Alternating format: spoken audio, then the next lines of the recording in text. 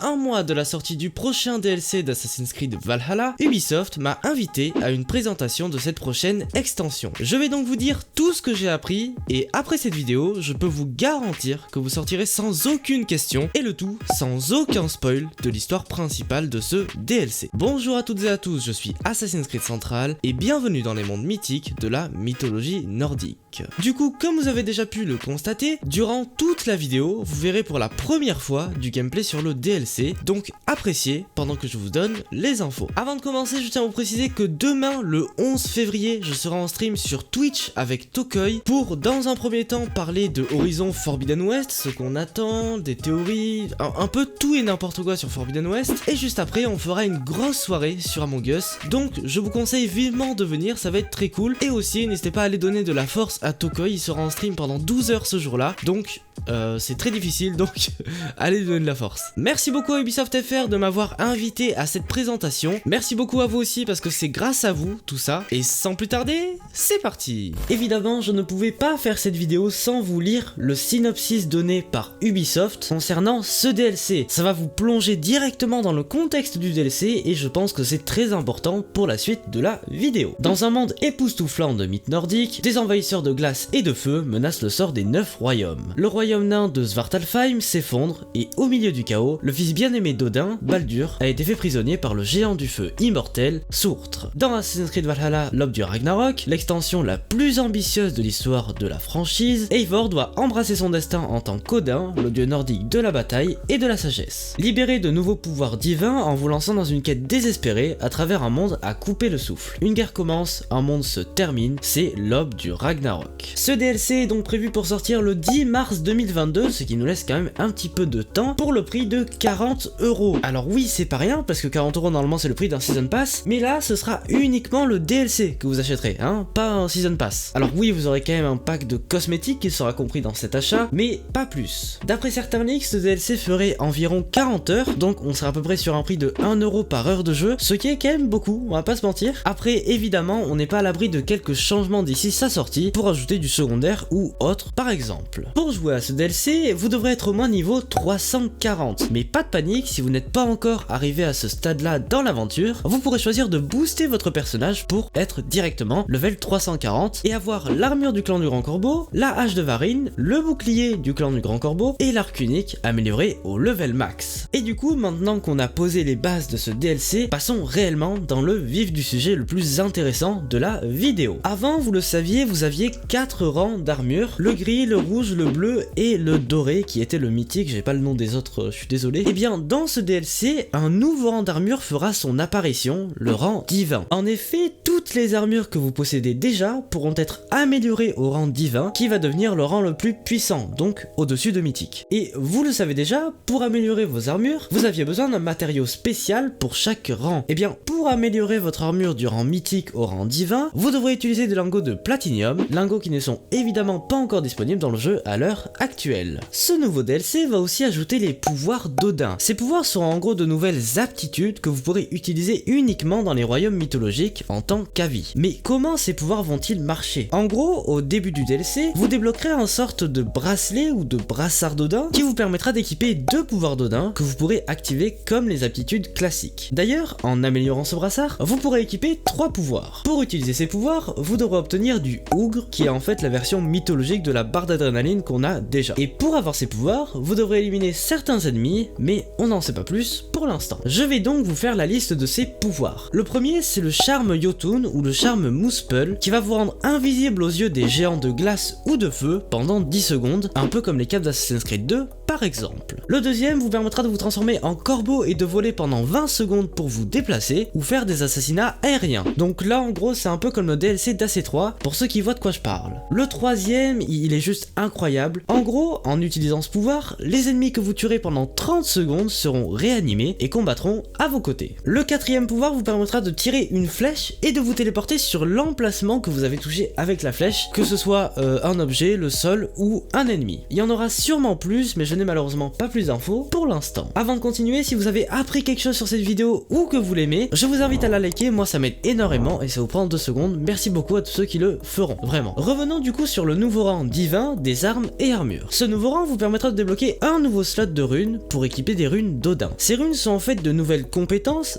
clairement, mais aussi des améliorations pour les pouvoirs d'Odin. Par exemple, alors je vais pas vous faire la liste de toutes les runes, mais vous avez la rune Spectral Flash qui est une amélioration du pouvoir de téléportation qui va vous appliquer directement après votre TP la cape de Jotun, la cape de glace. Évidemment, ce DLC nous présentera plein de nouvelles activités secondaires, dont certaines très intéressantes. La première, la plus intéressante en fait, est une arène de Valkyrie. Dans cette arène, vous rencontrerez Kara, à qui vous raconterez des récits que vous pourrez ensuite jouer dans cette arène, où vous combattrez des soldats classiques dans un premier temps, puis des ennemis d'élite et enfin des boss. Plus vous racontez de récits, plus vous affronterez des ennemis de haut niveau. Ces combats vous récompenseront avec des jetons que vous pourrez dépenser auprès de Kara pour obtenir une armure très intéressante qui est l'armure du père de toutes choses. Cette armure vous permettra d'augmenter vos dégâts d'assassin quand vous aurez votre capuche et si vous n'êtes pas détecté. Pour maximiser vos chances d'obtenir ces jetons, vous pouvez vous vanter pendant vos récits. Pour avoir l'inspiration pour pouvoir vous vanter, vous devrez chercher des sagas héroïques sur la map. Et évidemment, si vous vous vantez, vous aurez des désavantages durant ces fights, par exemple prendre 2 fois plus de dégâts à distance. La deuxième activité secondaire sont les mémoires mythiques. En gros, vous trouverez sur la map des forges anciennes qui ont servi à forger les meilleures armes ever. Et du coup, je suppose qu'en interagissant avec ces forges, vous aurez la possibilité de récupérer ces armes. Oui, c'est exactement comme le DLC d'Odyssée. La troisième activité vous demandera de sauver des nains pour qu'ils vous donnent des informations sur des troupes d'élite cachées à 5 endroits de la map. Encore une fois, c'est exactement comme dans Odyssée avec les gardiens d'Hadès. À chaque fois que vous éliminerez un set de troupes, vous récupérez une pièce de l'armure de Jotun qui va augmenter votre armure quand vous utiliserez une aptitude. La quatrième activité semble être l'héritière des River Raid, sauf que cette fois, vous irez récupérer de la silice. Cette silice vous permettra, chez n'importe quel forgeron, d'améliorer votre brassard d'Odin et d'améliorer vos pouvoirs d'Odin pour qu'ils soient plus puissants. Petit aparté, vous aurez évidemment des boss dans ce DLC et ces boss vous dropperont des items vous permettant d'améliorer le dernier niveau de vos pouvoirs pour qu'ils soient au level max. La cinquième activité est un peu bonus. En gros, plus vous aurez avancé dans le jeu principal avant la sortie du DLC, plus vous obtiendrez de cartes au trésor mythiques. Vous pouvez en avoir jusqu'à 5 et ces cartes vous donneront évidemment des récompenses uniques que je ne connais pas encore. Et la dernière activité est en gros le système de zélote de Valhalla, mais cette fois-ci en version mythologique où des soldats d'élite vous traquent dans le monde et peuvent venir en renfort si les soldats d'un camp allument l'alarme. D'ailleurs, encore une petite aparté, un petit bonus que vous donnera ce DLC. En gros, les armes et aptitudes que vous obtiendrez dans les mondes mythologiques auront un équivalent dans le monde réel, en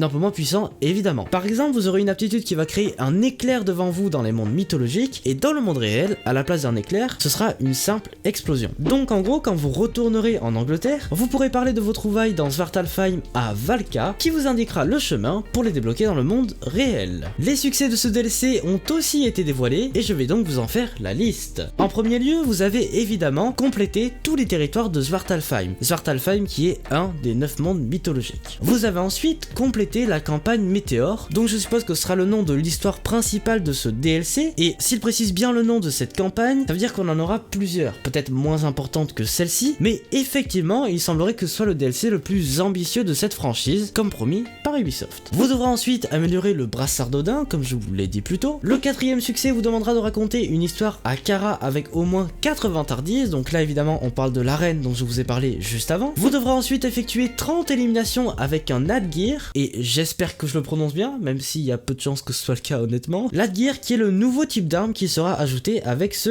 DLC. Le sixième vous demandera de visiter tous les abris des nains, et là j'avoue que j'ai pas d'infos supplémentaires. Le septième succès vous demandera de purifier l'armure maudite de Hreidmar, et ce succès je le trouve très intéressant. En gros, vous allez pouvoir récupérer l'armure maudite de Hreidmar qui va en fait lentement vous retirer de la vie, et si vous lui équipez des runes de purification, l'armure maudite va se transformer en armure de bénédiction qui va vous redonner de la vie quand vous ferez un coup critique et qui va faire des dégâts aux ennemis proches de vous si vous vous mettez de la vie. Le huitième succès vous demandera de vous téléporter avec le pouvoir d'Odin, d'assassiner 2 ennemis et tout de suite après de vous envoler avec le pouvoir du corbeau tout en restant indétecté. Et j'avoue que j'ai un petit coup de cœur pour ce succès. Et pour finir, le dernier succès vous demandera d'explorer un monument Muspel, donc je suppose que ce sera du même style que la mise à jour des tombeaux, même si nous n'avons pas plus d'infos. Et c'est ici que s'achève notre voyage dans les mondes mythologiques nordiques. J'espère que cette vidéo vous aura plu. Si vous avez encore des questions, évidemment posez-les en commentaire, je réponds à tous les commentaires, donc allez-y, vraiment, ça me dérange pas du tout. Je vous rappelle encore une fois que je serai en stream demain le 11 février à 21h30 pour parler de Forbidden West, et pour aller sur Among Us juste après, je serai en facecam hein, comme d'habitude. Je vous y attends nombreux. Si cette vidéo vous a plu, je vous invite à la liker et à la partager, moi ça m'aide énormément. Merci vraiment beaucoup à tous ceux qui le feront. Vous pouvez aussi vous abonner, j'ai énormément de contenu sur les licences qui arrive dans très peu de temps, vous allez voir. Merci encore à toutes et à tous, et sur ce moi je vous dis, portez-vous bien, à la prochaine, à plus.